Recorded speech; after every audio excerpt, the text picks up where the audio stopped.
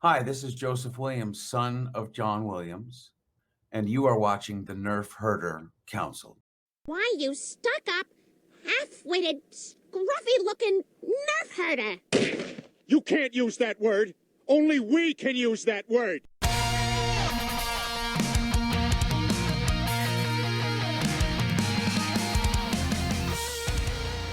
You're tuned in to the Nerf Herder Council, your source for Star Wars opinion, conversation, and debate.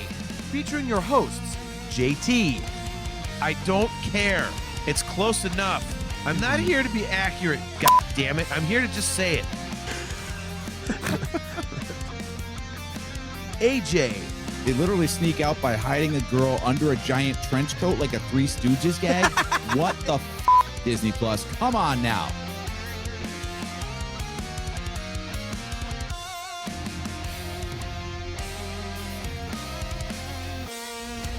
On this episode of the Nerf Herder Council, grab your wands, watch out for Nargles, pay attention in your occlumency lessons. You don't need a prophecy to know what we're talking about. It's Harry Potter and the Order of the Phoenix. This is the Nerf Herder Council.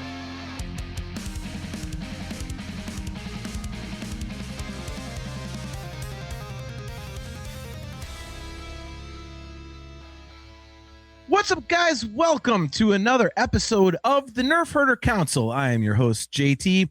We are live on our Facebook page and our YouTube channel and our Twitch channel. We are also live on the Virtual Cantina Network's Facebook page and YouTube page.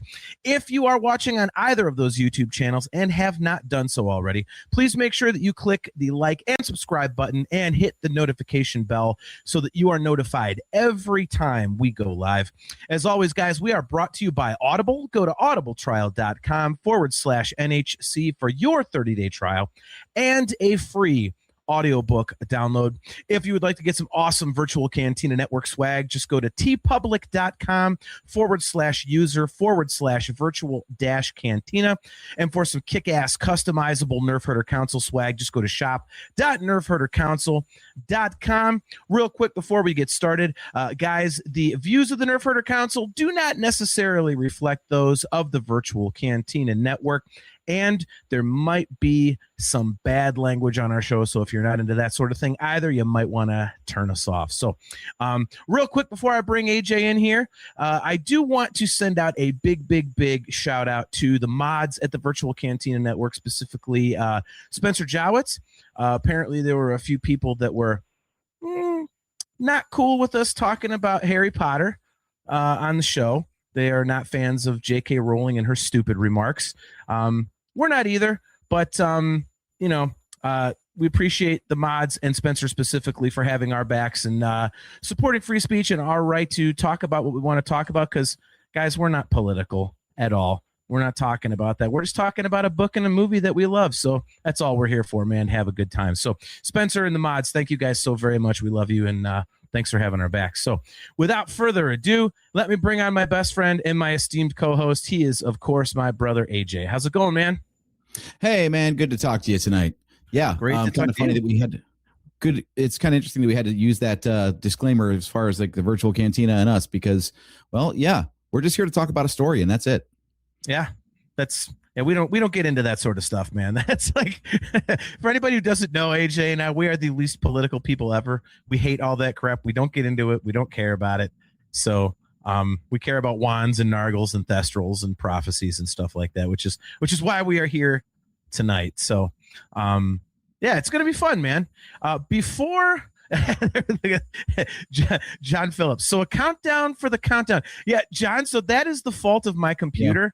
So it takes my computer a while to share our live feed to the Virtual Cantina Network's Facebook page. So in order to get that done before we actually go live talking, I have to do both countdowns. So that's my fault. I take full responsibility. So I fixed my internet. I've got fiber now, but I don't quite have the money to upgrade my computer yet. So that's my fault. So before we get going here, AJ, we do have something to plug. And we will for the next couple of months. Guys, it is happening again this year. It is Boonta Eve Special Edition Texas 2 Electric Boogaloo. It is going to be on Friday, August 7th, 2026. It's from 8 to midnight. This is, of course, Rebel ScumCon down in Texas. It will be happening at the Revel Patio Grill at 9305 Preston Road in Frisco, Texas, 75003. Tickets are $35. Kids under 12 are $30 with a paid adult. There is a VIP package for $150, which includes early entry, line skipping, priority seating, and special swag. There'll be meet and greets. There'll be sabak, courtesy of our friends at Hyperspace Props. And there will be live band karaoke, as well as full bar and full food menu available. Guys, the event did sell out last year. It was a huge, huge, huge success. So if you are planning on attending Rebel ScumCon, whatever you do, make sure you get down there and check out Boon to Eve Special Edition Texas 2 Electric Boogaloo on Friday, August 26th.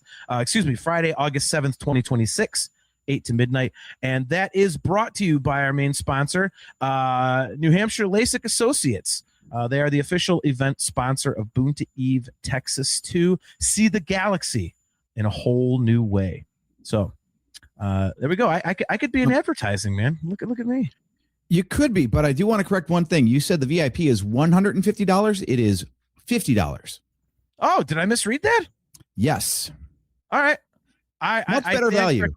Yes, I stand corrected. I stand corrected. It is 50, not 150. If it's 150, that means you're buying 3 of them, which you should do. So there you go. I mean, bring your friends, right? So exactly.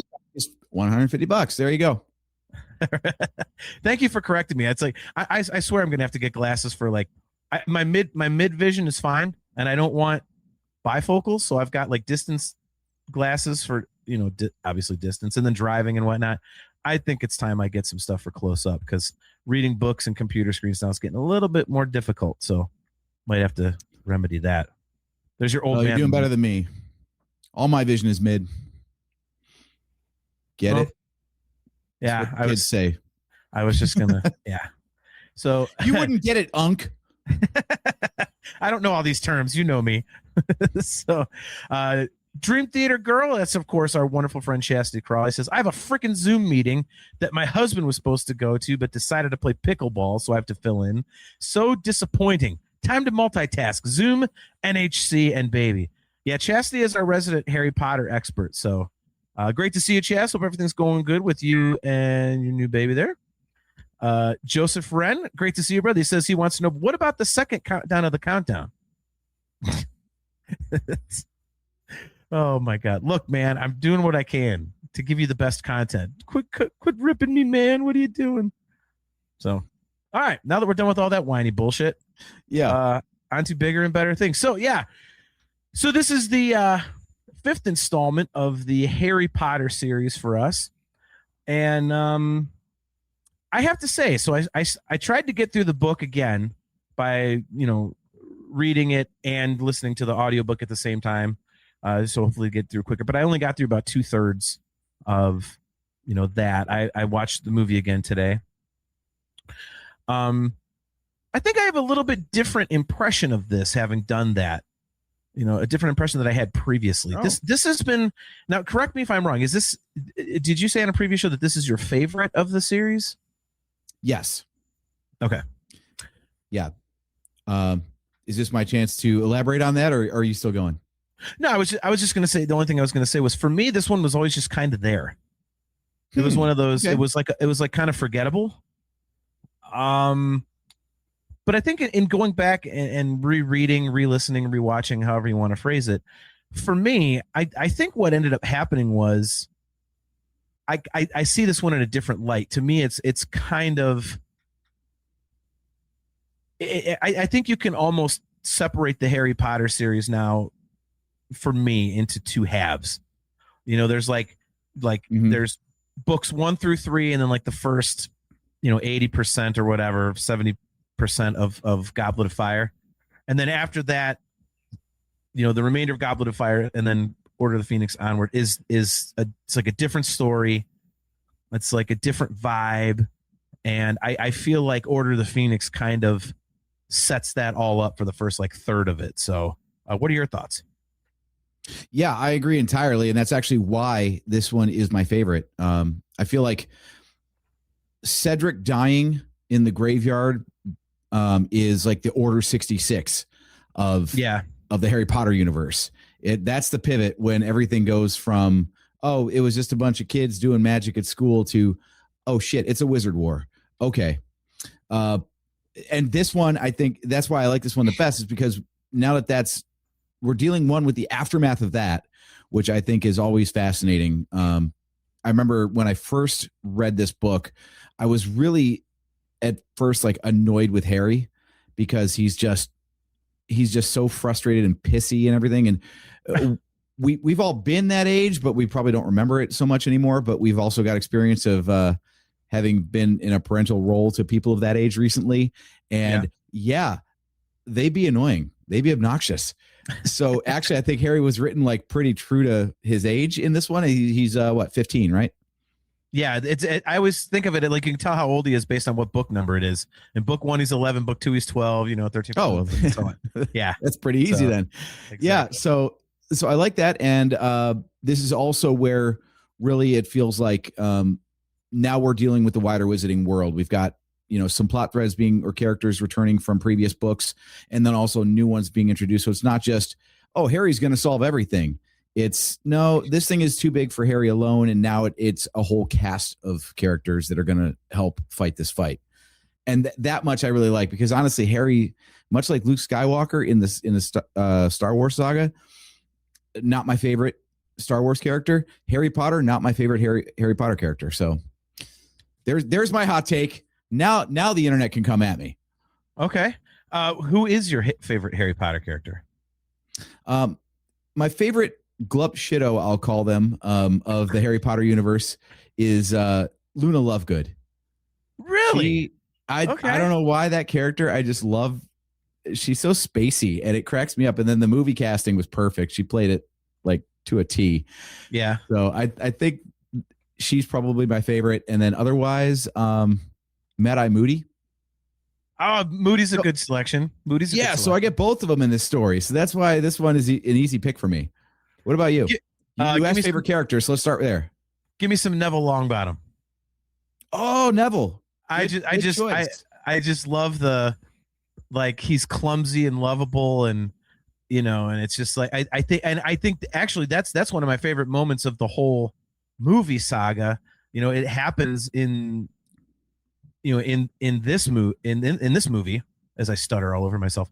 When he tells Harry about his parents, in the room of requirement, and he says, I'm really quite proud to be their son. It's obviously stretched out more in the books what happened and whatnot, and that is, it's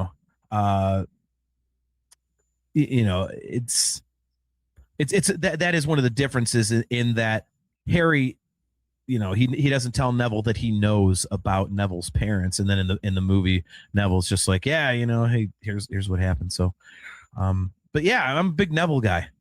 I thought it was cool, like in the first one where he basically tries to stop his friends. He ends up getting like those 10 points for Gryffindor, and for trying to stop from getting in trouble again and things like that. So, I always thought it was fun that he's just kind of in the background for most of the saga, and then or series. I don't know if you call it a saga or whatever, but he's one of those background characters. Like he's always in the events, but you don't really think much of it until the latter books, and then all of a sudden he steps into a more prominent role, and that is, I just love that, how it's like the story follows our three main characters, here on the overlay, obviously, Harry, Ron, and Hermione, but it's not just their story. And I love that, like, the other characters that contribute have been there the whole time. They just didn't step into their own until later in the series, which is really cool. Yeah, I agree with that. John Phillips, he says, Phoenix book can be a slog to get through. Dream Theater girl Chastity, she says, I love all Harry Potter, so I can't pick a favorite. Order of the Phoenix is nice and dark and broody, very teenage coming of age drama. And Aaron Taft, great to see you, man. Appreciate you tuning in. He says Neville is the chosen one. Yeah, that's an interesting kind of twist to this story, I think. Mm-hmm. So that we'll get to that. I think you make a very good point about this when you said that this is kind of like the time where Harry all of a sudden has to. It's like a teamwork makes the dream work thing, because Sorcerer's Stone. He and Ron and Hermione kind of figured out the puzzle, but it really was kind of like a Harry by himself. Harry versus the Basilisk in Chamber of Secrets was himself. So it's, I think you make a very good point. And I think that's kind of the theme of the rest of it. And that's why I say it's, to me, it's like in two halves. And Cedric's death in a way, and I may have said this when we talked about Goblet of Fire, but it's not just like the death of a character. It's kind of like the death of the innocence of the Harry Potter series. Mm-hmm. And so I think that's really cool. And then, like you said, and now that it is Harry having to team up to get this stuff done, I think that's kind of the theme of the rest of the rest of the series is that, okay, well, now it's good versus evil. You got the Death Eaters versus the people trying to, thwart Voldemort for a second time in 13, 14 years, whatever it is.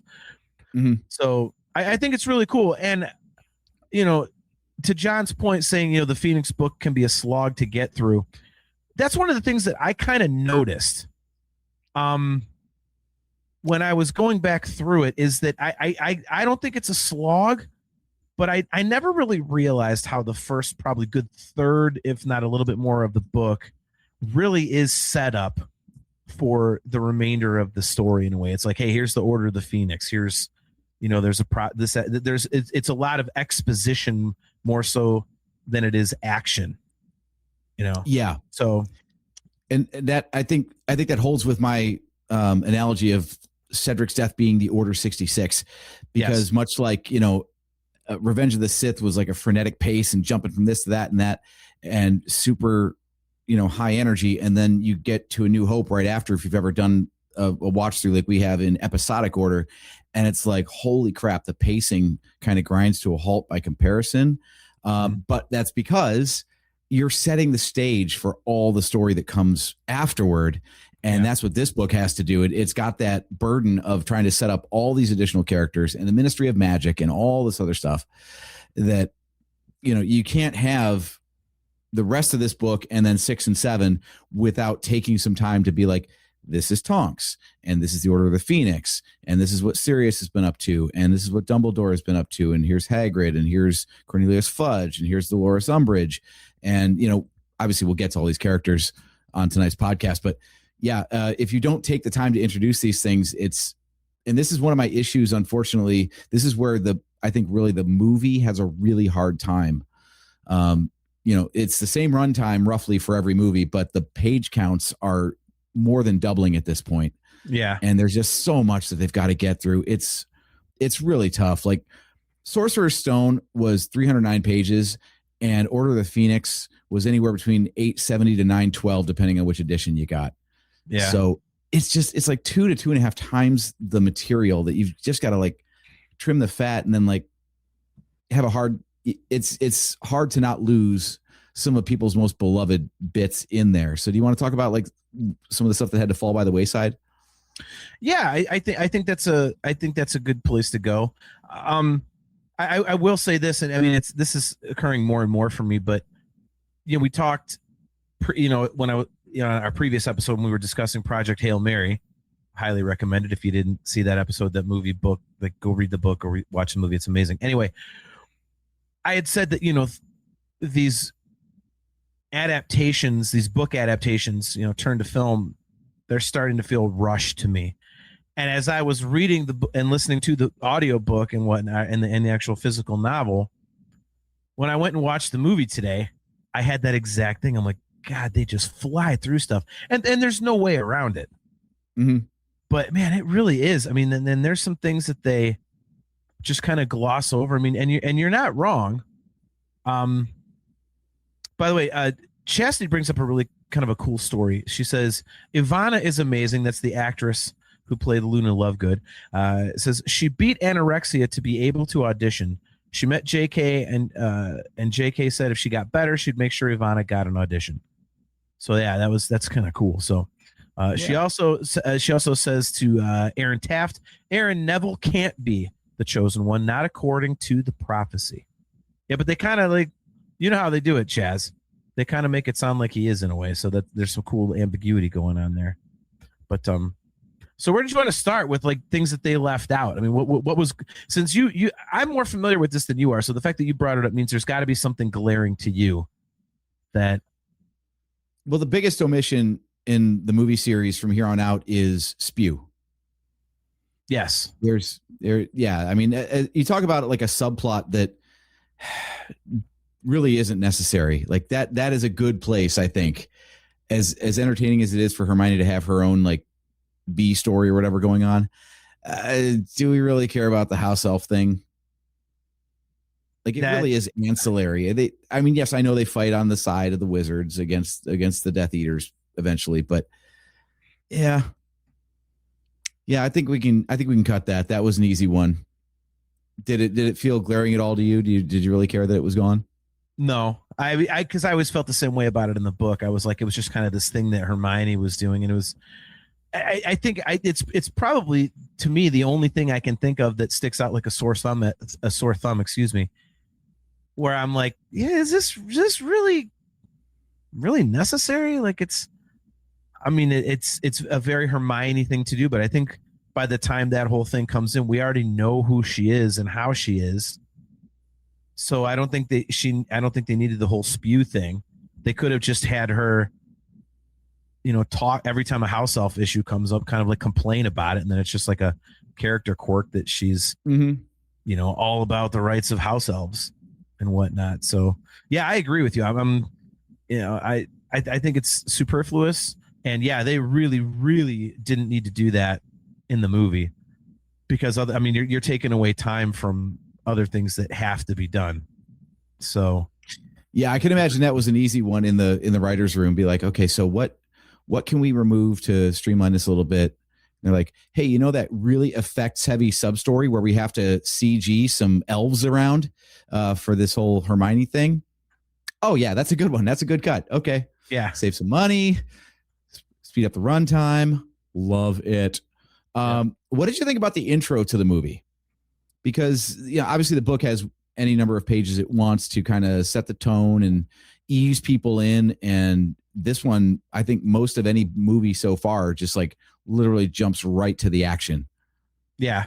Well, I mean, I think,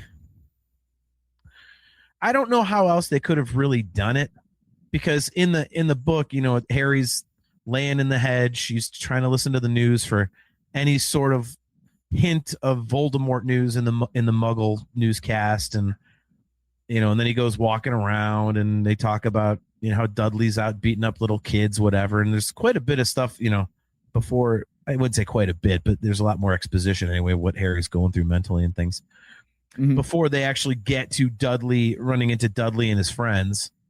But in the movie, it's just kind of like, yeah, it's hot outside. And then he's at the swing set, and there's Dudley. He's like, oh, you beating up a 10-year-old? Oh, you're afraid of your pillow? You're crying in your sleep. Oh, it's cold. Oh, Dementors. Yeah. So, yeah, I don't know how else they could have really done it. I mean, I can't say I'm the biggest fan of it, but I also have no idea how they could have improved upon it. I mean, do you think that it should have been done differently, or? I think for the start of the story, that I don't know where you could have trimmed more running time from other parts, but I think at the beginning it's worth it to try to start a little slower, set the stage a little bit instead of jumping right into it, because it has what I call the Hunger Games problem, where the intro especially feels like they're just getting through events because they have to. It's all plot. It's not story. It's like, oh, well, that's in the book. We have to include that. Okay, but you haven't really set it up yet. So it's just like there because someone wrote it as something that mattered in another medium, where, I don't know, maybe they could have like referenced this stuff. They could have maybe they could have just started at the hearing and then dragged it out a little bit more there because I mean, what's part of the hearing is like retelling the events of the intro. So maybe they could have just done the witness testimony and the deposition as like the way to tell the audience those events, rather than showing them first and then jumping to the other. I don't know. one of the other things in the intro that bugs me in the movie, especially, is the whole thing is like the wizarding world tries to hide from the Muggles, right? Yeah. And they make a big point, which also doesn't make any sense, of the trip to London to the headquarters of the Order of the Phoenix, and how they're up in the clouds and it's like wet as hell and cold and you know, Harry's hands are going. Wasn't it like ball sweat hot for the intro events of this story? Now, I understand it's colder up high, but how friggin' high were they flying that it's not still stupid hot in the middle of summer, right? I thought that was kind of strange. It's like J.K. Rowling forgot that like it was only cold because the Dementors were around, not because meteorologically it made sense. It's like, oh yeah, it was cold in the last scene, so we're gonna keep it cold. Like, no, that was artificial. The thing I thought that was weird. And then in the movie, this is something that bugged me. They're zooming alongside boats that are cruising down the Thames and, you know, in and out of bridges and like very visible to Muggles flying on brooms the whole damn time. That's why they were up in the clouds, was to hide from everybody. Yeah. And yeah. That I think is a big head scratcher. I think the VFX team just wanted to show off a little bit. Yeah, I have to admit, I was kind of, when I saw the movie, I was like, wait a minute, aren't they supposed to be like not seen? Maybe it was like, I don't know, maybe it was like a disillusionment charm or something like that. I mean, yeah, good. Yeah. Couple chat. Jamie Nienberg, great to see you. Thanks for tuning in. She says, Morgan and I, that's her daughter. Morgan and I are currently on page 599 of 870. We'll be rewatching the movie after we finish the book. We are Potterheads. That's awesome. If you haven't finished it, then there's going to be spoilers on our show, so you might want to be careful there. So, real quick question for Jamie, by the way. If you're a real Potterhead, have you been sorted into a house? I'd love to know what your house is. Yeah, what house? I think we talked about this. I'm a Gryffindor. You've got the Gryffindor background, so I'm assuming you are too. You know what? I don't remember. Nope. Time to go to Pottermore. I think I was Slytherin, actually. Yeah, it makes sense. You're kind of a dick. Well played. I want to hear that in the Sorting Hats song. If you're kind of a dick, you're in Slytherin. I'm sure we could come up with one. We have musical genes. What the hell? We should write like the most vulgar songs for the Sorting Hat. Exactly. like Hufflepuff is just a bunch of chumps. Mm-hmm.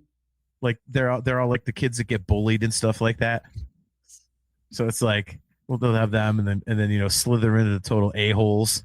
Like Gryffindor, basically the jocks. Ravenclaw's the nerds. So we just kind of what it is, yeah. Yeah, there we go. So Joseph Wren has a kind of a good point here. He says, I respect the author for making the fifth book in the series the longest. The book could have ended about 500-ish pages if she had made the Ministry of Magic section a short story. It's the longest post-credits scene of all time in the book. Yeah, that's an interesting way to phrase it.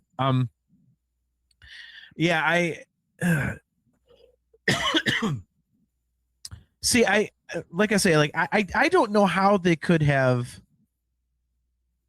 I don't know how they could have changed the intro. I don't agree that they could have just gone right to the hearing. I think you kind of had to see the whole, he fought off Dementors. You had to see, okay, he got expelled. Okay, you know, you got a hearing. I think those things are necessary, because otherwise, if it just starts out with Harry and a hearing, you're like, what the hell is this? And yeah, you can explain the events like you said they did, but I think it's more effective to see it. And I think there's a little more gravity to it by having done that.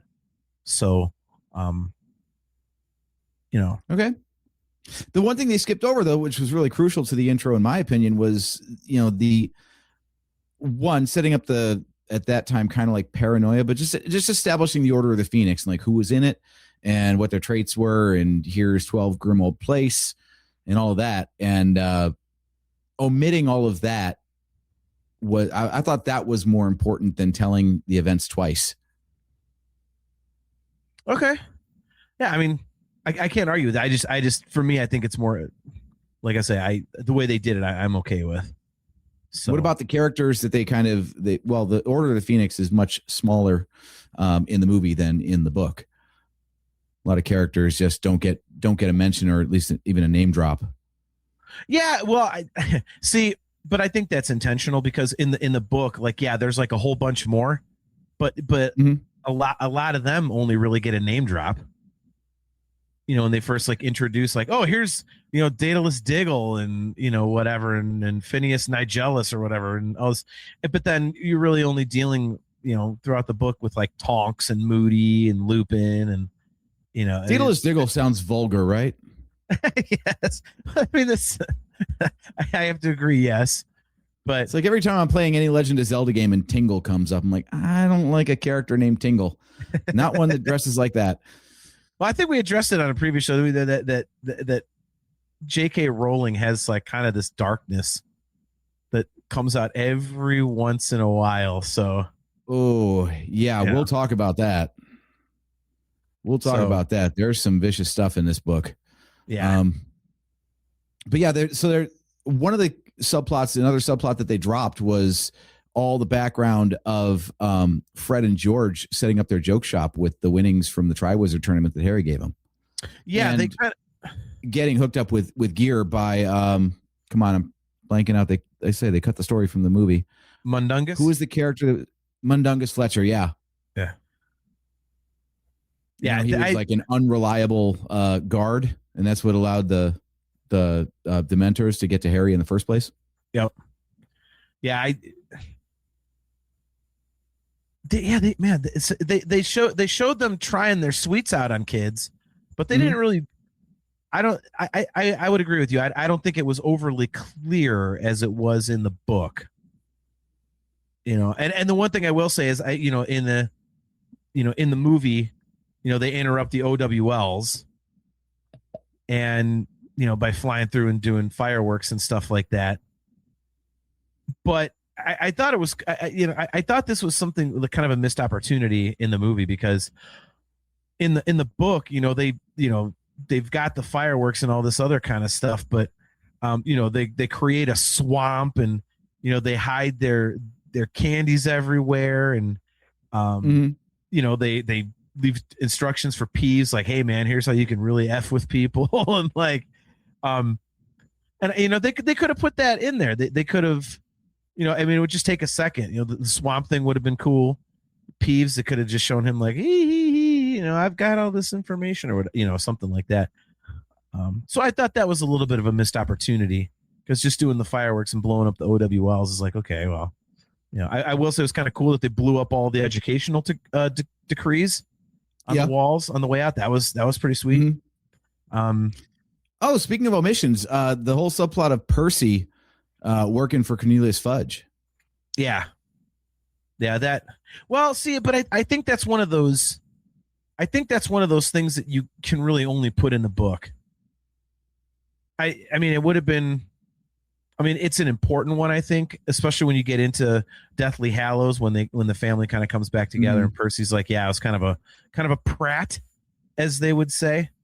Or Git. Yeah, Git. Yep.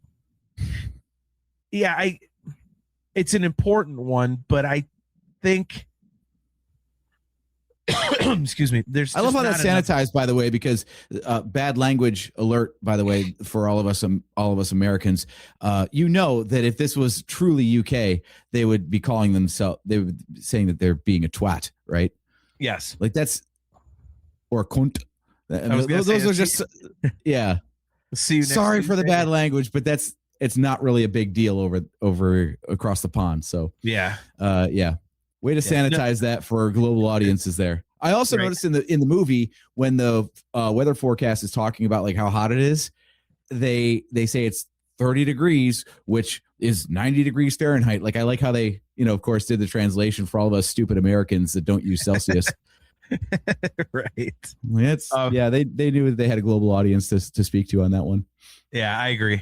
I think the Percy thing is important, but I think it's one of those things you kind of have to cut out, because it would take a little more exposition that you could be using on something else.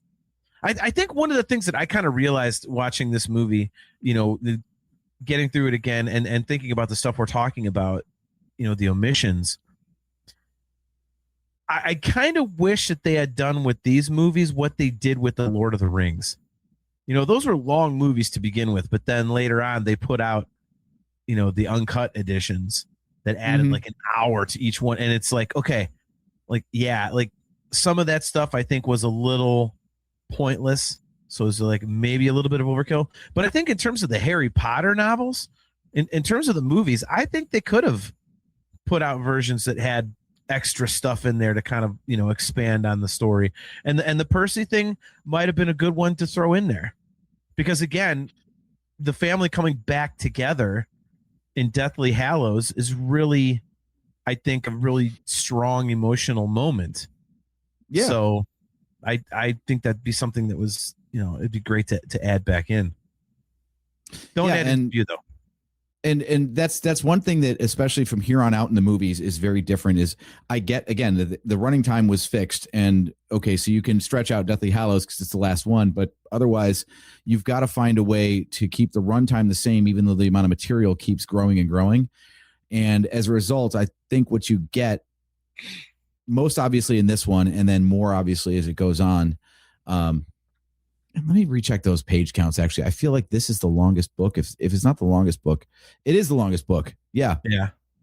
I always thought Goblet of Fire was. Goblet of Fire, it just feels that way. 734. So it's pretty long. I mean, it's still over double what the first book was. But they had to with the movies, I guess. They kept it focused on the big three. Anything that they didn't have to tell about background characters, they just didn't, because that was a good way to like instantly trim out the fat and, only have a story that pertained to the characters that we could follow, which also makes it easier. Like in the streaming era with like peak TV and stuff, you can have like this giant ensemble cast and tell us a story about this character and this character and this character. But unless you're Marvel and you have like all these different movies that culminate, you really have to keep the core cast kind of tight so you can keep the story focused. Yeah. So I think what you end up with is a good movie series, but one that doesn't have nearly the breadth or the depth that the books have, because there's just not enough minutes of screen time to get everybody their storylines, Yeah, no, I agree. Speaking of not enough screen time for storylines, one thing I thought was a little too glossed over was the occlumency lessons. Oh yeah. Because that was a surprise. I forgot about that. Yeah, I think that's one misstep that the movie has, because one of the main plot points in the novel is the fact that Voldemort, like Harry, is basically seeing what Voldemort is seeing. He's when he's dreaming, he's like in Voldemort's head. When Mr. Weasley gets attacked in the Ministry of Magic, Harry, like, he is the snake doing the attacking. Mm-hmm. And then he, it talks about in Dumbledore's office, like he had a moment where he wanted to lash out and bite, attack Dumbledore.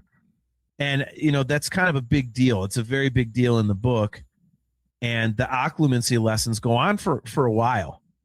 Snape trying to get Harry to close his mind so that Voldemort can't read it, this, that, and the other. Dumbledore is specifically blowing off Harry because of that. Because Voldemort's trying to read his mind, so he's trying to give him as little as possible. And in the movie, also, sorry, go ahead. No, go ahead. Well, that's also something they kind of, at least they don't do a good job of pointing it out. Like it's very obvious in the book. They talk about how like Dumbledore didn't look at Harry, for the longest time until the shit really hit the fan there and Dumbledore had to go on the lam. But in the movie, it's just kind of omitted.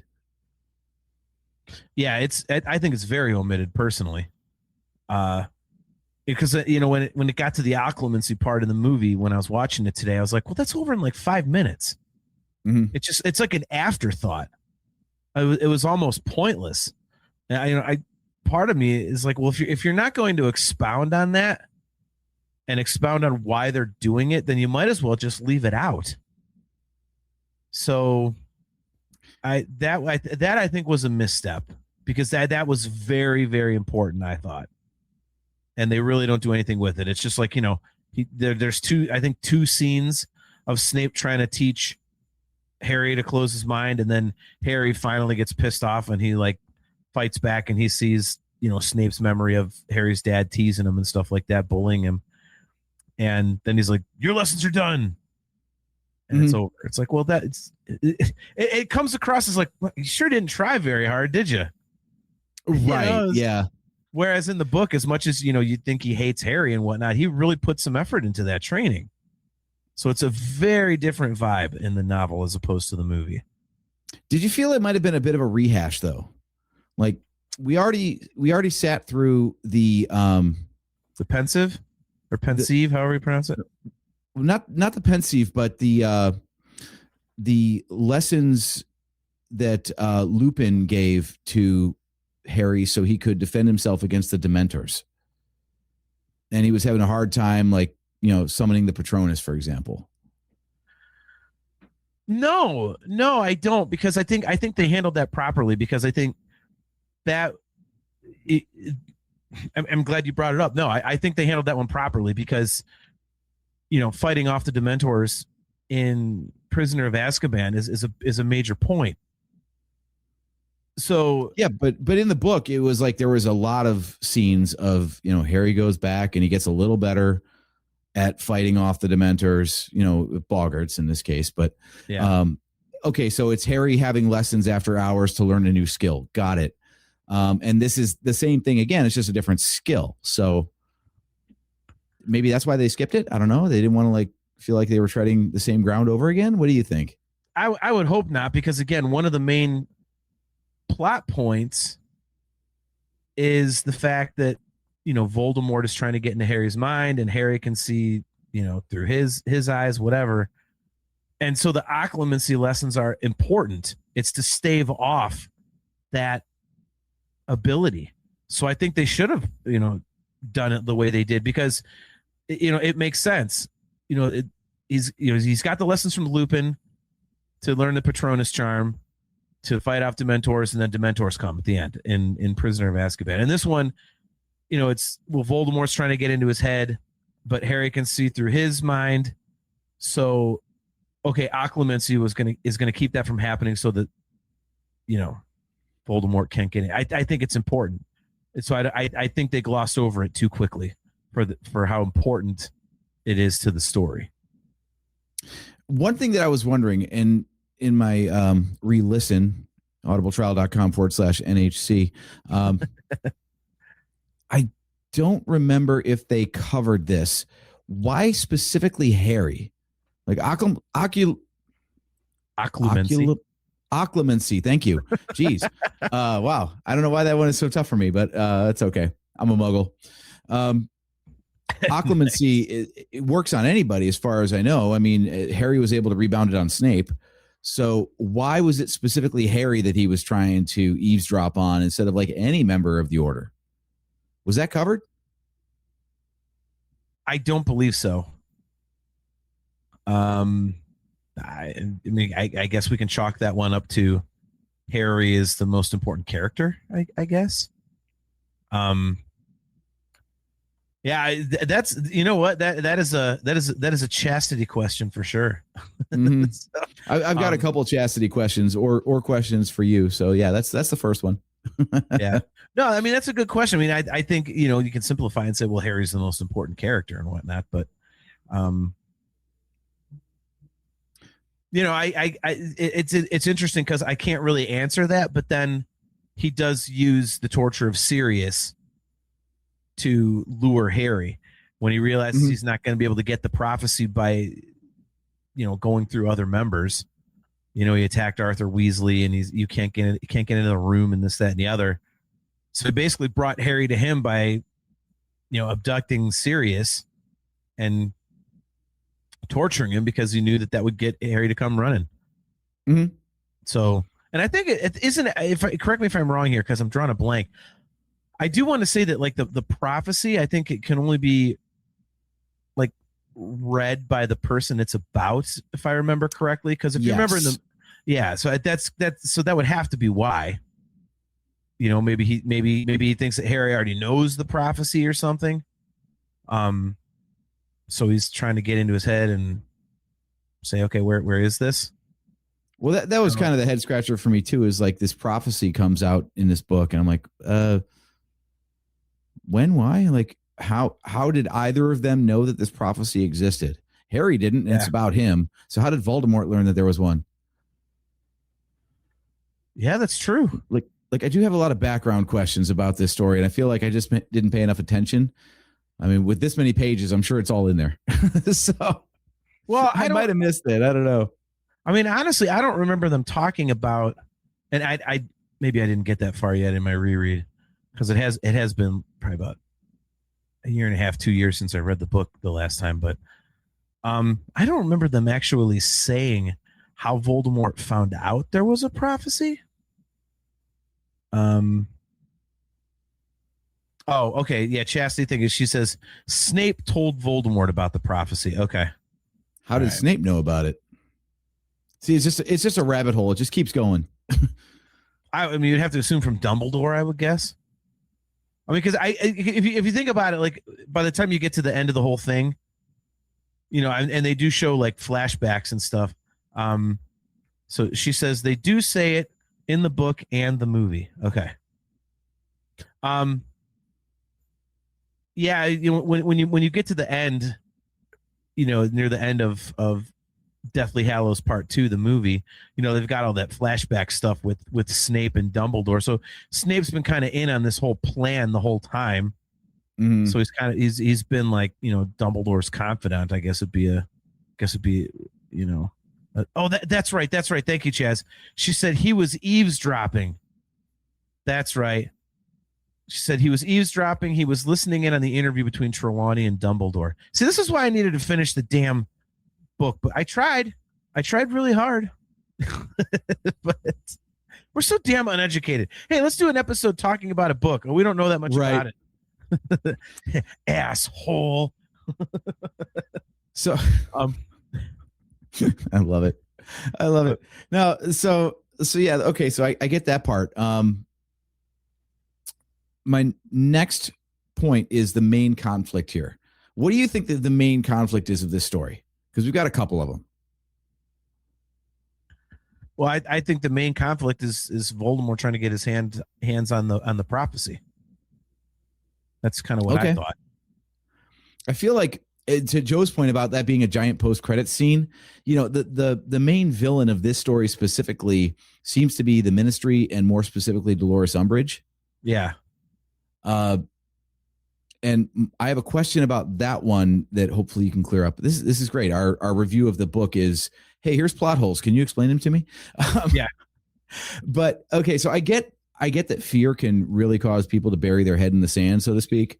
And, they're trying to like gaslight Harry the entire book and be like, no, you didn't actually witness Voldemort's return. You're lying. Yeah. Like, no, I'm pretty sure I watched a kid die right in front of me. It's not something I would have made up. Exactly. And I do think that the book does a much better job of hanging on that and all the emotional trauma and baggage that comes along with that, both for, obviously Harry, but also, Cho as well. Cho Chang. Yep. And again, at runtime, you've got to keep things moving, but I get the disinformation or the denial if you just don't want to believe that this horrible thing is happening, but they take so many pains to actually like stunt the development and education of these kids for some reason, and that's what I don't understand. I don't get the jump from we deny that this kid is telling the truth to we are going to actively stunt the development of these witches and wizards. Like Defense Against the Dark Arts, and they're like, here's a primer book. Don't even open, you don't need your wand. You're never going to need this. Like, why wouldn't they want to actually teach the subject? For me, my understanding of it, at least this is the vibe that I get, is that Umbridge is basically, she's on Voldemort's side, I guess you would say. And so it's kind of like softening the enemy, you know, rather than teaching, you know, another generation of witches and wizards to fight. She's saying, oh no, you don't got to learn this stuff, so that they're unprepared for what's coming. That's the thing. She seems to be making them actively unprepared. And I again, must have missed that plot detail where there was a reason why they wanted them to be unprepared. I thought best thing I could think of was that, again, they thought that Dumbledore was going for Fudge's job. So they didn't want any of the students at Hogwarts to be skilled enough to basically overthrow the Ministry of Magic. Yeah. No, and that's right. I always felt like there was an undertone of Umbridge having nefarious, God, what's the word I'm looking for? Yeah, she actively delights in ruining these kids' lives. Like we were talking about dark topics.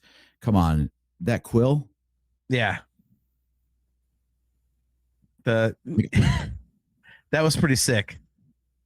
I'm thinking the movie actually covered that one better, because the detail that they went into in the book was like, why would you not speak up about that? And the fact that Harry's just like, I'm fine. Yeah, lines really suck. But in the movie, it's like you see one detention session and then Hermione instantly sees the back of his hands like, that's fucked up. We need to talk to somebody about this. Yeah. Like, that's torture a little bit. Uh-huh. You know, well, I mean, look, and you know, she was using, you know, very. Were you hearing Pink Floyd in your head too? No, because I hate Pink Floyd. She was using, how do you, is it I always pronounce it Veritaserum. Yeah. But she was using that to get answers out of people. And, you know, I mean, she was really kind of underhanded. So it's, again, there's something nefarious about her intentions and her motivations. And so I always just basically kind of chalked it up to, yeah, she's, you know, on Voldemort's side, which, you know, you see her still in a position of power in Deathly Hallows. So clearly, you know, that's the case. So, John Phillips says, I don't think she's actually associated with Voldemort. She's extremely loyal to Fudge. See, I will disagree with you there, John, only because if it was strictly with Fudge is anti-Voldemort.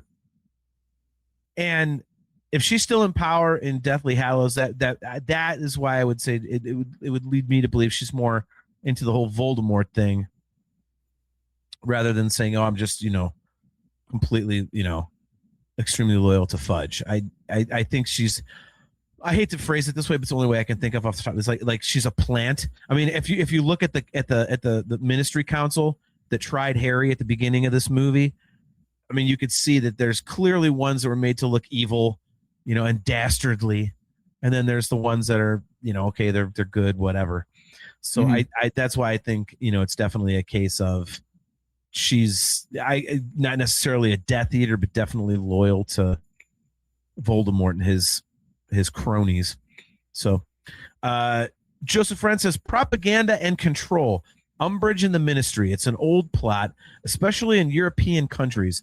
The Ministry of Silly Walks does not have funding for frivolous endeavors such as this one. Nice. Love the Monty Python reference. That's fantastic right there. That is I always got the impression that Umbridge was, this is as political as I'll get, so I'm only using it for analogy. It's like how, you know, right now we have in the States here, we've got climate deniers where, you know, we're rolling back EPA mandates for fuel economy and things like that because people just don't want to admit that climate change is real. That does not mean that they want to actively torch the climate and ruin the planet for everybody. It just means that they don't think that it's really happening. I think that's where Umbridge comes down. I think Umbridge comes down with Fudge on the, I can't even grasp that Voldemort is back, so I'm just going to dig my heels in on whatever position makes me feel safe.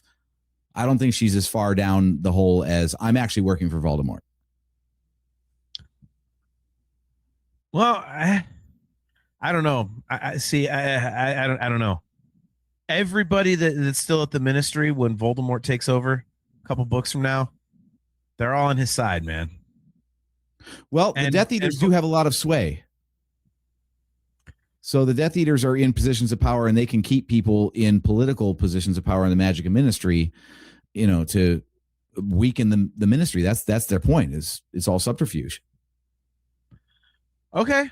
I don't get that vibe. For me, it's. Yeah, I think they're purposely putting idiots in positions of power because it'll be less resistance when Voldemort does make his big move. Yeah.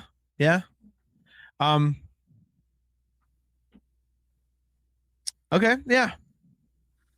By the way, Kale McLeish is working out right now. He says, sorry, I'm not tuned in. I'm working out. He says, I'm at the gym. Well, but you are tuned in. Are we motivating him to do extra box curls? Or maybe some like deadlifts or something? Is Kale doing squats while listening to the Nerf Herder Council? Ooh, that's a good question. Could we make a game of this? Is there a rule? Like if we say something, then he has to do more squats or something? Instead of the drinking game, Kale, we'll do the Kale's workout game. If I say score, then you have to do like one more set. He says, no, I'm on the elliptical. Okay. John Phillips, thanks for making me Google something in the middle of the show. Maybe Umbridge would be a Quisling. Do you know what a Quisling is, JT? I've never even seen the word. All right. Well, I'm here to help you out then, or Google is. A Quisling is a traitor who collaborates with an enemy occupying force, often serving in a puppet government against their own country, derived from Norwegian politician Vidkun Quisling, who aided the Nazis in World War II. The term represents ultimate betrayal. Common synonyms include collaborator, sellout, turncoat, and renegade. We learned something tonight, kids. Yay! Look at that. Thank you, John Phillips. You added to our... AJ and I are dummies. Well, I'm a dummy. AJ, not so much. But we do have good vocabularies, and I had never seen that word, so thank you. Yeah. Yep, there's Chaz. She says it, yeah. Quisling was applied to some who cooperated with communist takeovers. Okay. Joseph Wren. He says the workout game is anytime I pull oh, come on! The more squats. Oh, I've got my first rule then because Kale says look up the Cossacks then. Cossack squat is a real thing, so you have to do Cossack squats now. There you go, Kale. Ooh. If you name a squat, you have to do it. So if I say Papa, will that be do a Papa squat? That was bad. Forget I said that. That was awful. That was way too obvious. That was beneath even our stupid humor. So just forget that popped out of my dumb mouth. So, all right. So since we're damn it, Kale says that is not how this works. I do not consent. We didn't ask if you consented. You're part of the game now, Kale. Yep, it's a decree from the Ministry of Magic. Yeah, exactly. It's educational decree number 27. There we go. All right. So since we're on the topic of this character, do you think that Umbridge is the most vile, hated, just awful character in the entire series? Because I do. Yes. I know good discourse is derived from having two differing opinions, but not in this case. No way. No. That woman is reprehensible in the books and in the movies. Great casting, great acting. Yes. Like I could not wait for her to get her comeuppance. Oh my God. Yeah. I was actually pissed when she came back later in the series. Yeah. After this one. I was all excited that she, I have to admit, I was kind of hoping that for one of J.K. Rowling's more dark moments, like maybe get Umbridge ripped to pieces or something, or just have her get dragged off by the centaurs. Yeah, you'd think so. Yeah. Have her get squished by Grop. That'd be great. Like just accidentally. Just that'd be a great scene, wouldn't it? Like just do the one thing you really want to have happen. Like, you wanted to see Draco Malfoy die in Deathly Hallows, but instead Harry saves him. He does the good guy thing. You're like, oh, there goes that. And other characters, you don't really get much. But with Umbridge, would have been great if Grop just picked her up and is like shaking her around like a toy, and then ends up just like flicking her and just like whips her into a tree, and so she's all like mangled and like, oh, and then he's like flicking her, just knocking her around like a cat with like a little toy, but her body's just destroyed and she's just like suffering endlessly. They're like, good, that's what you deserve. Just get that Grow up one just treats her horrible like a death. shake weight. Yeah, just like J.K. Rowling turns into Clive Barker for the death of for the death of Umbridge. That would have been awesome. That would have just been amazing, but unfortunately not. Yeah, that character was just, whew, man. And in the audiobook, like I don't have all of the full cast editions on Audible, which, by the way, audibletrial.com/NHC for your 30-day trial and a free audiobook download. I think they've released either 3 or 4 of them now, and they're coming out like every other month or every month or something, but they have full cast edition. So it's like sound effects, it's the actual book itself. So they're not like abridging it, but it's actually it's like a Star Wars audiobook. It's got, it's cool. But it's different voice actors for each of the parts and everything like that. It's like a radio play, and they're excellent. And I don't have Order of the Phoenix yet because I don't think that one's out. I have the first 3, but anyway, I've got the old Jim. I want to say his name is Jim Dale recordings, and when he does the like Umbridge, he does that so well. And it's just, oh my God, you're so agitated with her. And she is just reprehensible. Oh, look at Kale.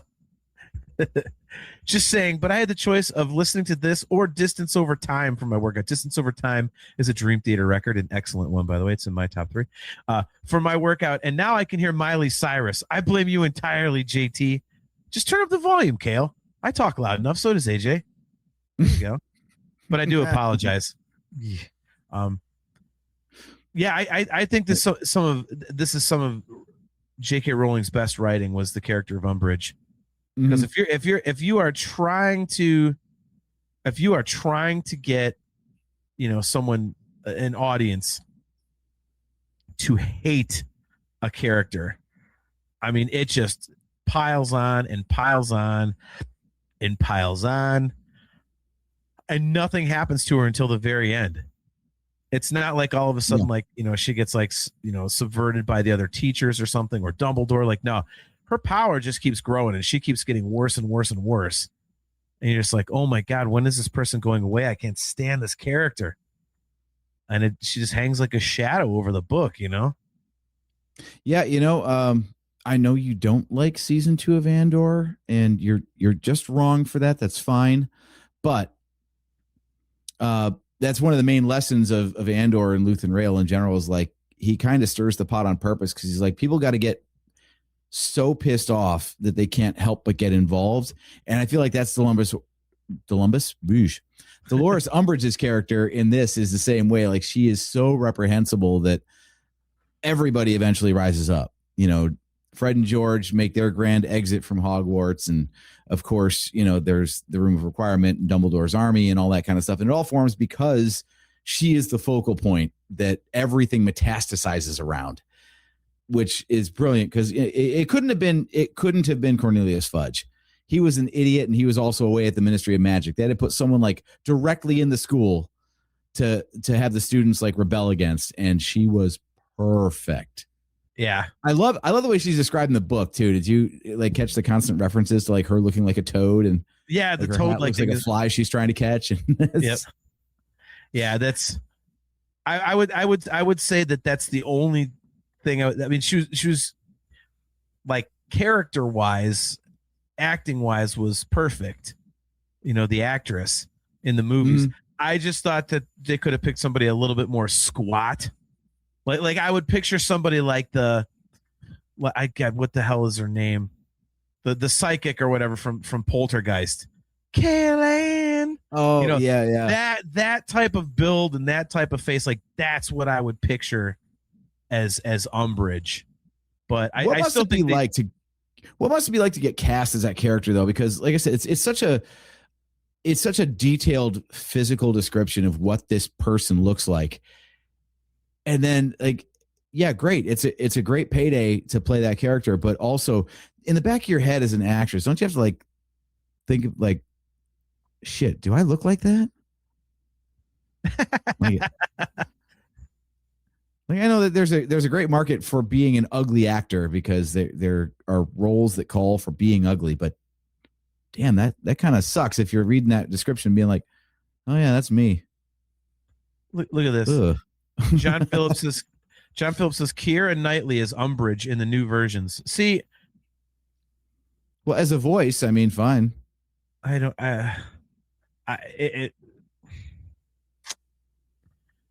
These new versions are giving me more and more reasons not to watch. What? Wait, no, I think he's talking about the full cast audiobooks. Oh, really?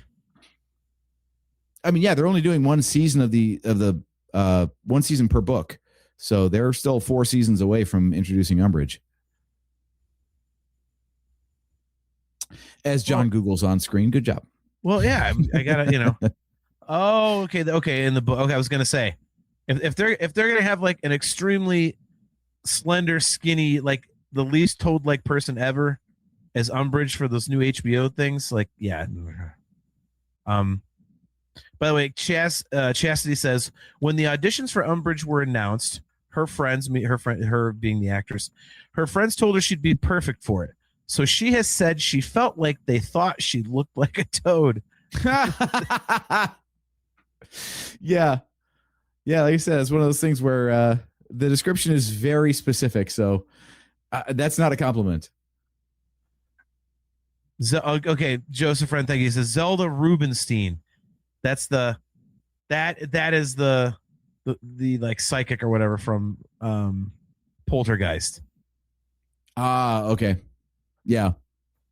No, that's kind of who I was thinking too. It's funny though. I just made a reference to Andor. The connections don't stop there. So we've already covered, I think we've covered this before, how Aunt Petunia is Marva from Andor. Yes. Also, Mrs. Fig is Cyril Karn's mother in Andor as well. So yep. I guess when you're just casting around Pinewood Studios, you kind of get the same crop. It's like how Harrison Ford became Han Solo because he was the carpenter. Yeah, exactly. But yeah, that's one of those things. It sucks when you can't unsee that because, yeah, Mrs. Fig showed up on screen for my rewatch, and I'm like, holy shit, that's Cyril's mom. Yeah. I mean, the voice is unmistakable. If you've heard it once, you hear it everywhere. So I totally get it. But man, that's like when I was watching the Ted series, which is excellent, by the way, the Ted TV show. If you like the Ted movies, oh my God, the show is awesome. Did you get through all of it? Oh yeah. But I went back and I rewatched a little bit of there's 2 episodes of It's Always Sunny in Philadelphia that I like. There's the Rumham one, and then the one where Frank's like trying to marry the hooker, and the hooker is John's mom in the Ted series. I was like, oh. By the way, so check this out. Tell me that this woman, this is great for our audio viewers. Tell me that this woman would not have been perfect for Umbridge. Zelda Rubinstein. Oh, absolutely. Was she still alive at the time of this movie? No, I don't. Well, that's a good question. I didn't look that up. But yeah, I mean, that is much more of an Umbridge, I think. No offense to Zelda, but that is so perfect. I wonder if JK had that in mind when she was describing the character. Like if this was a movie, who would? Oh, that's who I would have. Yep. Nice. All right. So, I have to say, one of my beefs with the story, both in the book and in the movie, I might catch some crap for this, so let me know where you stand on this. I kind of feel like Sirius's death wasn't as big of a deal in terms of how it happened, like I thought it could have or should have been. It's, I mean, in the movie, it's like, Avada Kedavra, and then he kind of gets all misty and goes into the archway. It just kind of seems like And then in the book, it also was kind of like it's almost like he just slipped away. Mm-hmm. And yeah, I thought that was a little bit weird too. Honestly, comparing it to Cedric's death, I thought Cedric's death hit harder, which shouldn't be. I agree. I mean, that is one thing, especially in the movie. I think they did a better job than the book, which is funny because they had much less time, but they spent more time focusing on building that bond between Harry and Sirius. You know, like they invented that entire scene. Yeah, in the movie, like remember they invented an entire scene at King's Cross Station of Padfoot, you know, morphing into Sirius again and having that little moment with Harry before he went off to Hogwarts, and that wasn't in the book. They had plenty of moments like, you know, at 12 Grimmauld Place, but I feel like for as fast as they rushed through everything else in the movie, they devoted extra time to making sure you got the connection between Harry and Sirius in the movie. And yet, both in the movie and the book, like you said, he took a spell, he fell through the gate, and okay. Little anticlimactic. It was just, you know, one blast and oops, I fell through the thing that kills people. Yeah. Well, and in the book, it's kind of like he's like, well, let's go get him, or, you know, I can hear him. You know, I can hear people right there. Mm-hmm. But I do have to disagree with you on something. I think that the books plural do a great job of establishing the relationship between Harry and Sirius.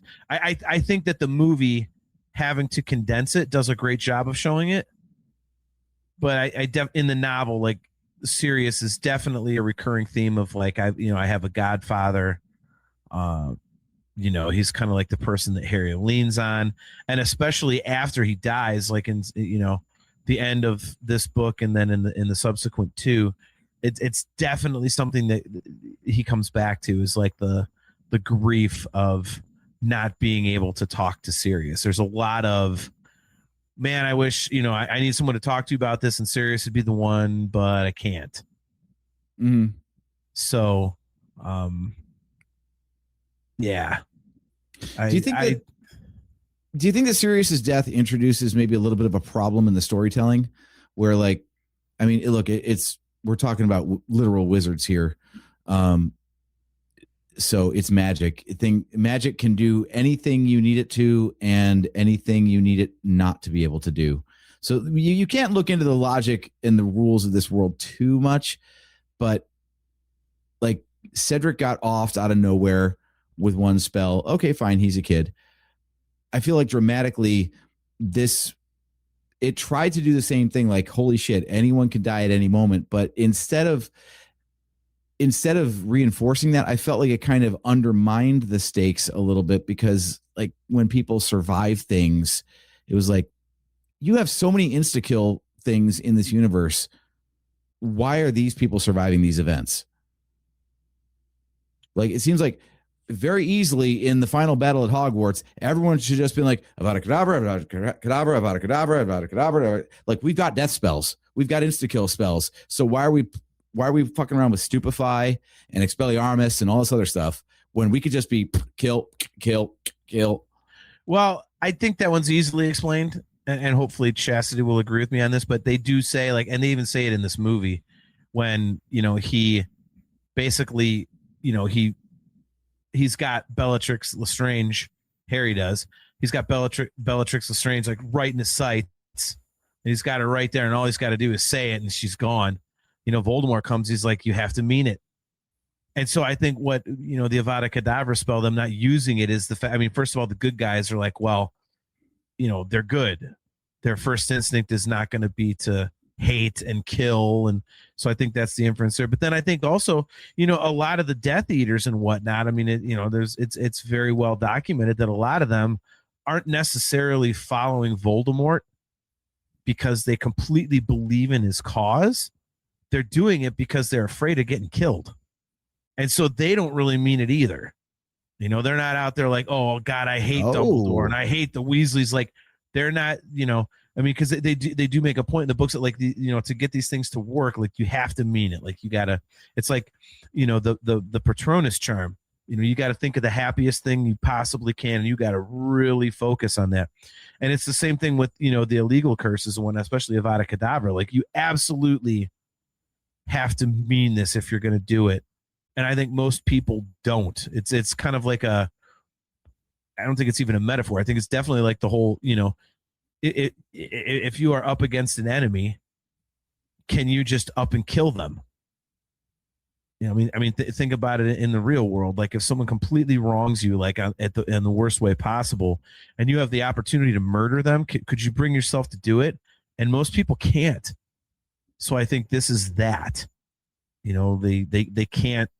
I mean, if it happens as a result of, okay, well, a big brick fell on you or something, like because shit's blowing up all around you, okay. But for me to actually actively look at you and just look you dead in the eyes and murder your ass, like. So it's the hero's dilemma. It's like what comes up again over and over again. Speaking of things you haven't seen, but you should, the Daredevil series, when it's Daredevil and Punisher talking, and Punisher makes a great point. He's like, you can knock people down as many times as you want. They're going to get back up again. I take them out once and they stay down. No, I mean, it makes sense. I'm just trying to give you some logic as to why everyone's not out there, throwing out a gajillion Avada Kedavras, Right. I wasn't even talking about the good guys. I was talking more about the bad guys. But yeah, that's the one thing that stood out to me in the final conflict of this is I get that they're kids. So that's probably why, but they're really like, they're throwing PP spells at fully grown adults who can absolutely body them in a fight of wizardry. So, which is kind of the point. I know it's like the hero's got to be on the losing end of things before they can ultimately grow and rise above. But yeah, it just seemed kind of stupid when they're like, oh my God, these people are trying to kill us. Quick, knock their wand out of their hand. I don't know. You got anything better than that? Is there like a kick him in the balls spell? Well, how about rupture the balls? Right. Like maybe their Patronus is like a giant boot. Just Wouldn't that be awesome? By the way, that was one thing that I thought was pretty. I have that thought, like in the movie when they're showing the different Patronuses, like was it Luna Lovegoods? I want to say was a rabbit, or maybe it was, I forget if it was Luna's or Hermione's. It was the rabbit, but there was that, and then actually, but yes, okay, well, whatever. To me, it's the same damn thing. Hermione's is an otter, and that should make her my favorite character. But yes, just because your Patronus is cool doesn't mean you are. I just thought it would be awesome to have like some dumpy shit animal, like just have like somebody have like just like a horrible Patronus, like a gerbil. Like why is mine a dung beetle? Exactly. Like and a life-size one at that. Like my Patronus is this big. A sloth that like it moves as slow, so like the Dementors just fly around it. Doesn't save anyone. Yeah. Yeah, it's just like sitting there like, oh my God, this is the most worthless effing thing I've ever. Like that would my be Patronus amazing. is a fish. Well, if I get attacked in the ocean, I'm safe, but otherwise I'm kind of fucked here, guys. Exactly. There's like an earthworm. It just kind of sits there like slithering. Mine's a slug. What the fuck? Like, God damn it. All I gotta do is throw salt at it. Mine's gone. Yeah, look at Cale McLeish. He says Saccius deformis. So yeah. Kale's also talking about the logic of like having to mean the spell to kill. He also said, oh, I forgot. I think we get pulled down if I put a F word up there. He says, yeah, but also fuck that logic, because why would Harry not mean to kill Bellatrix? My parents are dead. My aunt and uncle are literal pieces of shit, and you just stole the only family member I had. Yeah. I mean, I get it, but I mean, his instinct is not to kill. Mm-hmm. So, he says, summon your noble Patronus. Yeah, mine's a snail. Chastity, it says a flea. Yeah, just have like some stupid, like, just like a conch. It's like it just sits there. It doesn't really do anything. And the Dementors kind of looking at her like, what? Are we? Wait, do we run away from this? Like, what? Just go around it. Like, just do something like that. Or just an ordinary house cat. Be like, the dander will get you. Yeah. It only so itchy. Exactly. It kills with allergies. So there's no spell against a histamine reaction. Sorry. Histamine. Yeah. Is there a spell that replicates an EpiPen? I don't think so. Look at Joe. Damn you, Joe. He says geode. No. Yes. No. Deep cut Star Wars crossover. Absolutely not. I am so glad that hasn't come up in a while. In fact, I've forgotten about that. I haven't mentioned in worst Star Wars things when I think about Carrie Poppins and, you know, and Pearl and stuff. I forgot about Geode. I completely forgot about that. I wonder if that'll ever make it onto screen. Oh, it better not. Sorry, dude. I almost referenced Geode last week in our Project Hail Mary, or 2 weeks ago in our Project Hail Mary review. Like, we got a living rock on screen. It's only a matter of time until Geode shows up. Okay, that's different. That's a totally different thing, and you know it.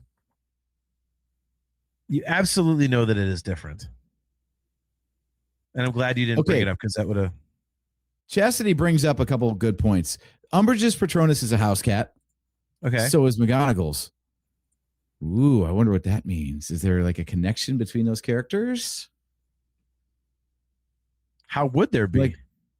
Like I don't remember how Patronuses are assigned or chosen.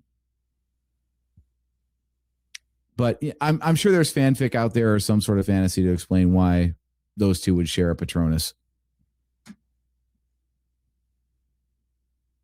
That's interesting. That's very interesting. I'm trying to think of like what the correlation would be, and I can't really think of one. Outside of maybe they both like cats. I mean, Harry was confused and surprised by the fact that his was a stag. He had to have it explained to him why that would be a proper choice for him. Yeah. So, I don't think the wizard or witch actually knows why their Patronus happens to be a certain animal.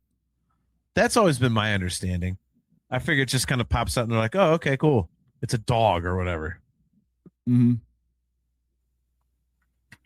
See, Chastity makes a good point with this one. I think this might be the, kind of the outlier. McGonagall's is her animagus form, or animagus in Patronus form. Is it animagus or animagus? They pronounce it animagus in the audiobook, but I always thought it was animagus.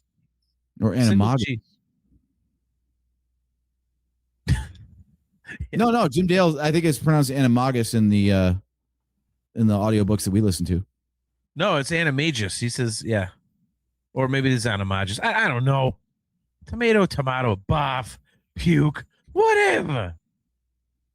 So, all right, well, we're getting near the 90-minute mark, so final thoughts. What do you? Yes. So you said that this book is just kind of there for you. So I think we got so down in the details that you didn't really get to finish that thought. So why was this one just kind of there for you? Well, I think the first time I went through the series, certain ones stood out.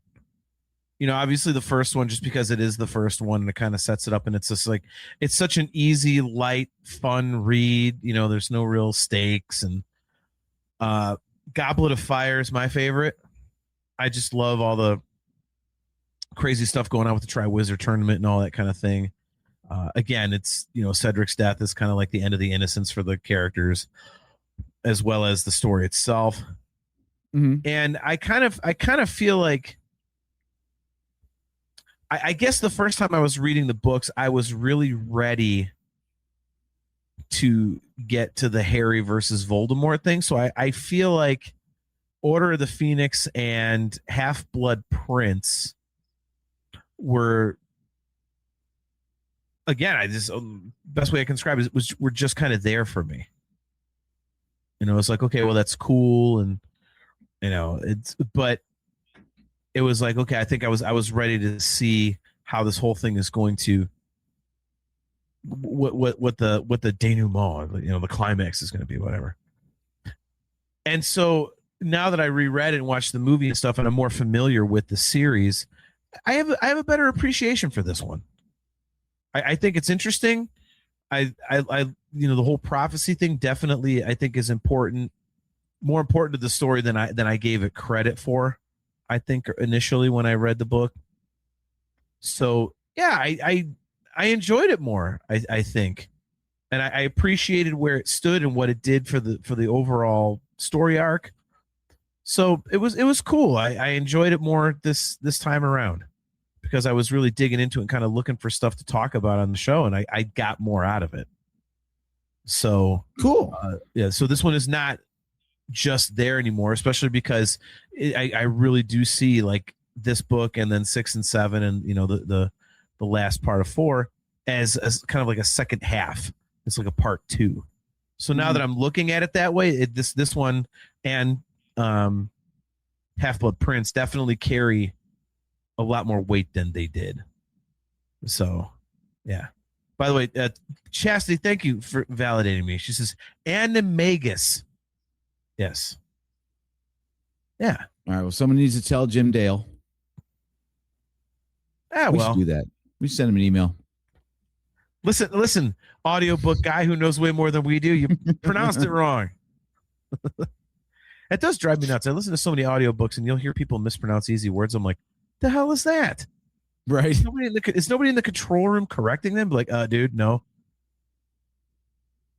So anyways, yeah, so that's my final thoughts. Your final thoughts on your favorite Harry Potter book, Order of the Phoenix.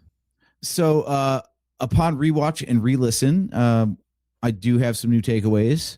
We talked about most of them on the show, but overall, I still get the same vibe of like, as much as I enjoy Harry Potter stories, I don't care that much about, okay, there's a teenager who's having trouble in high school. So like the small scale of like, it only matters at Hogwarts is, I'm glad the scope expanded throughout the series, because if it had just stayed as this kid and something happened to him in this grade, it wouldn't have really hit very hard, but it pays off the previous stories, because you see how the stakes get raised, how his skills improve. And then this is the first book where it's like, all right, now you're part of a whole world. And this is why all that stuff at Hogwarts in the previous 4 stories mattered.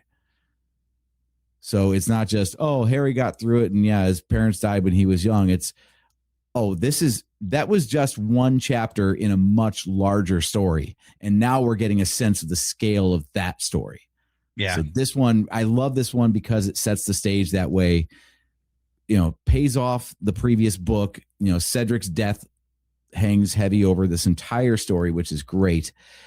And yet it still shows like how far Harry has to go, like with the occlumency pronunciation. Oh wait, that was me. He just had to take the lessons. That's right. Nice.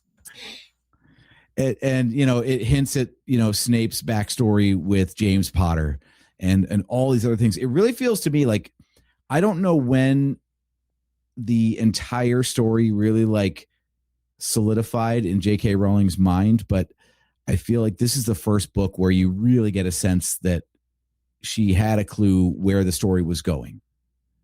Up to this point, it was like, here's an adventure that we can kind of tie into the last one, but this is where you really get a sense of the whole scope of the entire series, instead of just, well, that was an entertaining adventure. I'm sure we'll find out what happens in his next school year.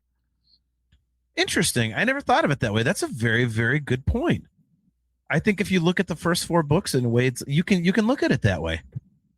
Yeah, they're kind of like standalone adventures, and then this one and 6 and 7 are really much. Yeah, this feels like part 1 of a 3-part arc, and the first 4 feel like standalone stories that have the connective tissue of characters and ongoing events. But it's like she wrote the first one and then was like, all right, I got to do another one. Okay, what can I do? And then the third one was a little more of the same. And then I feel like after the first couple of books, she really she started having a wider cast of characters to pull from. She had really kind of like honed in on what are the rules of this universe that I've created. Mm-hmm. And this is the first one where it's like, okay, I know everything that I can do with this. And here's what I can do with it. I'm going to set the stage for a big finale. Yeah, dude, perfect. Yeah, I completely agree with that. That's a very, very good point. That's a great place to leave it, man. I can't top that. So, real quick, Kale, he's talking about how he feels about the books. He says, I feel like 1 and 2, there's a cloud overhead.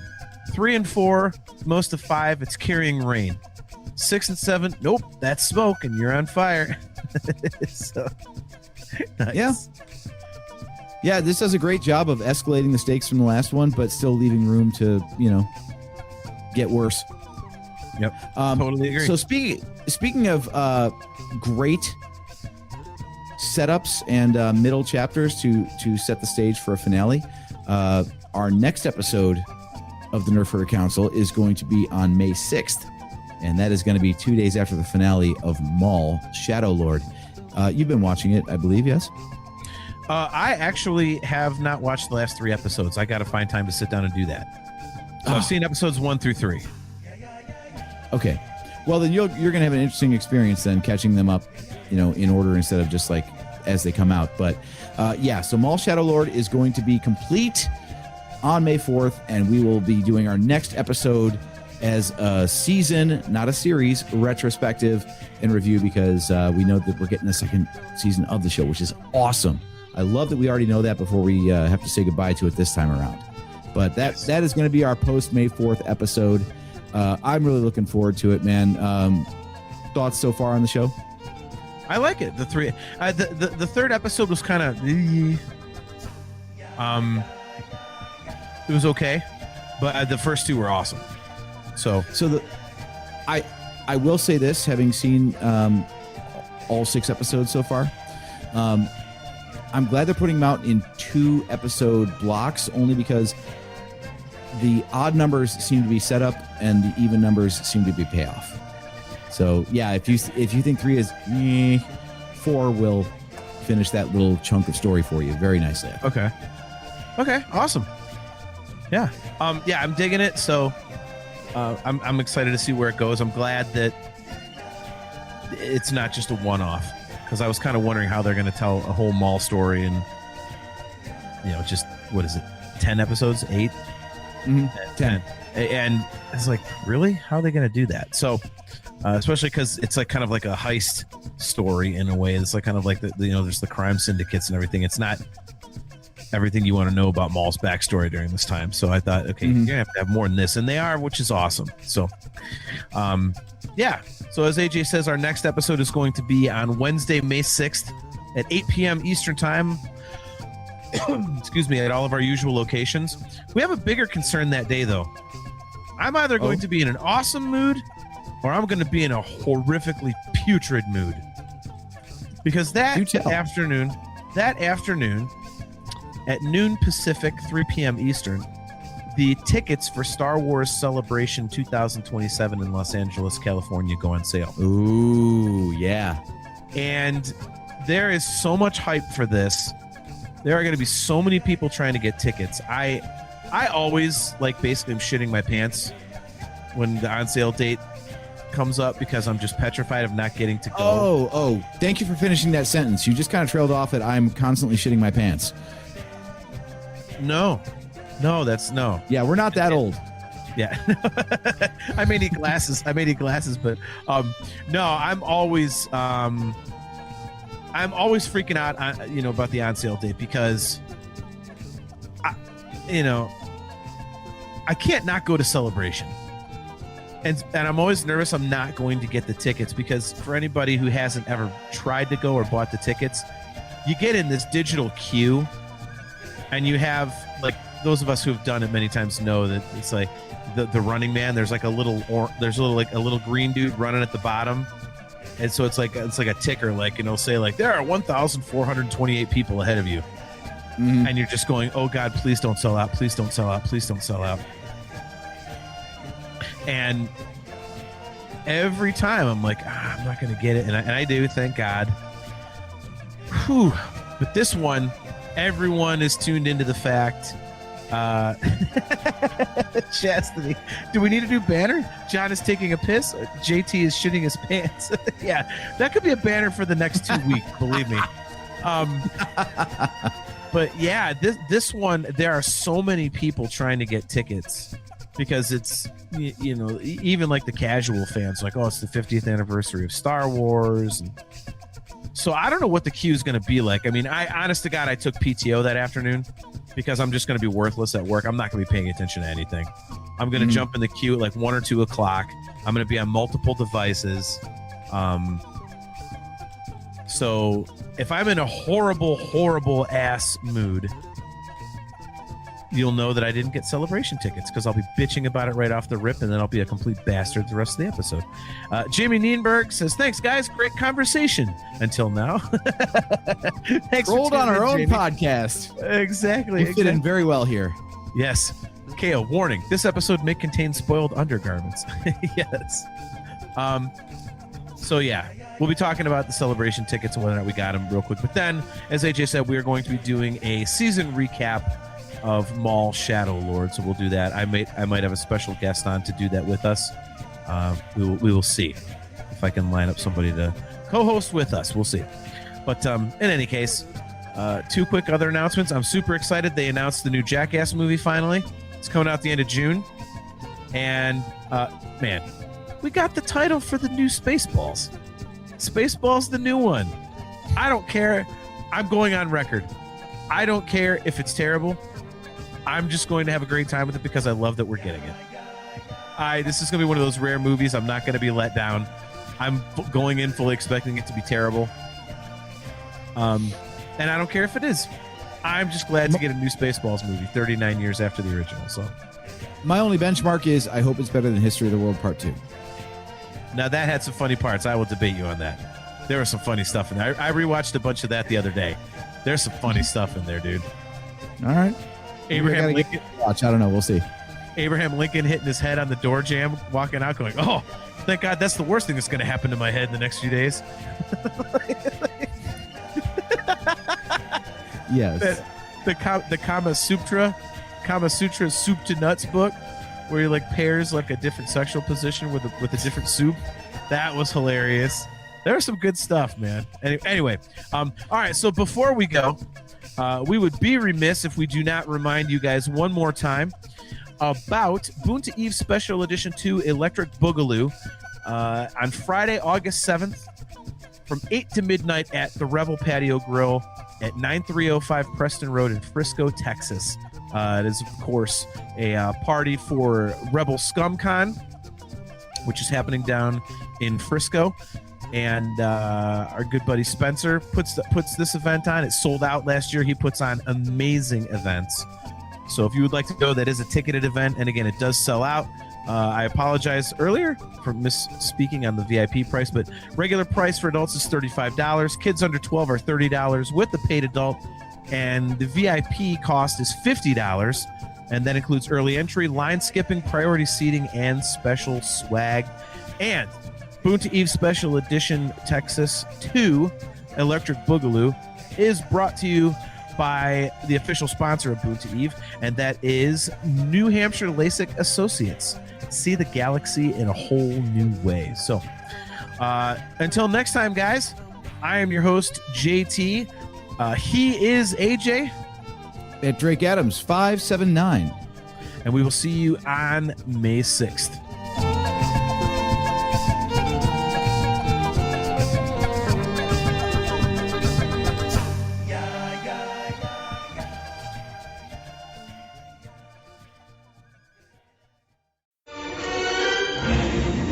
Bucket of bolts is never gonna get us past that blockade. This bucket's got a few surprises left in her.